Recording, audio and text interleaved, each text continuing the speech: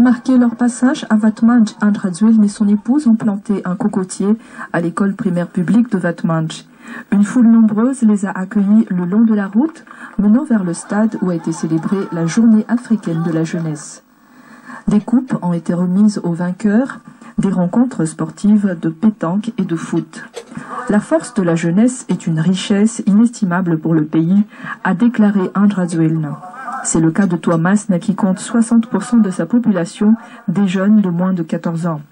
La jeunesse est un atout pour la prise de responsabilité.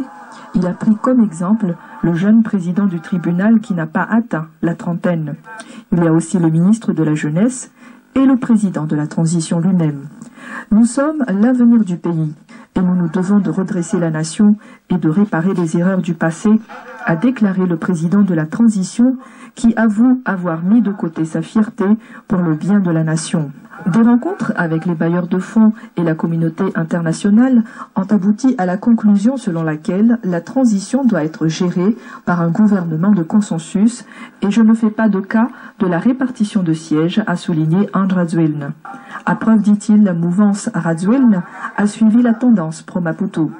Il attire tout de même l'attention qu'il s'en tiendra à ce qui est convenu, c'est-à-dire son maintien à titre de numéro 1 de la transition. Il a promis de répondre aux desiderata de Vatmanj. En revenant sur la journée de la jeunesse, le ministre Serge Ranaev est intervenu pour souligner la nécessité d'être créateur et d'avoir des objectifs.